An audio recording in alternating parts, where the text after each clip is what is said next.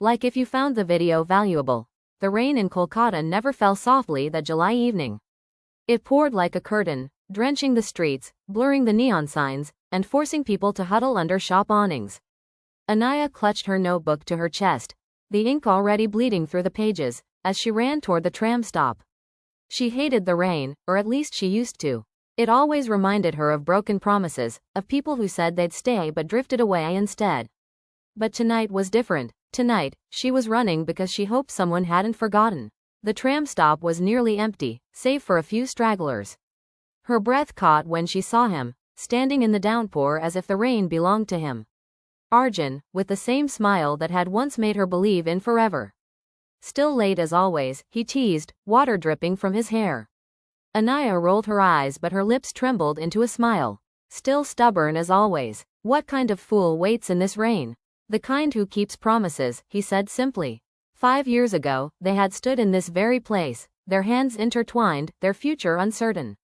He was leaving for London to study music, she was staying back to pursue journalism. They were young, reckless, and terrified of long distance, but before he boarded the tram that last night, he made her a vow. When the rains return, I'll come back. Wait for me here, Anaya.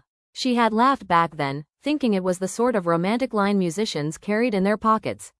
But every monsoon since, she had found herself glancing at this stop, her heart foolishly searching for his silhouette. Now, seeing him standing there, drenched yet real, she couldn't stop the tears mixing with the rain on her cheeks. You remembered, she whispered. I never forgot, Arjun said. He pulled something from his jacket pocket, slightly soaked but still intact, a folded piece of sheet music. He pressed it into her hands. It's unfinished, he explained. I wrote it in London, but I couldn't find the ending. Every note felt hollow without you. So I came back, to finish it together. Her fingers trembled on the damp paper. Arjun, 5 years, people change. Then let me prove I didn't, he said softly, stepping closer. I've been chasing stages, songs, and cities, but none of it mattered when I couldn't share it with you. I came back not for the music, Anaya, but for the promise. The thunder rolled, loud and impatient, but between them there was only silence, the kind that carried more words than any conversation could. Anaya thought of all the letters she never sent, the nights she stayed awake listening to his old recordings, and the way her heart had always leaned toward his memory like a flower to the sun. She realized then that the rain hadn't been mocking her all these years. It had been waiting too. She let out a shaky laugh. You always were dramatic, and you always liked it, he grinned, tilting his head. So, will you help me finish the song? Instead of answering, Anaya reached for his hand.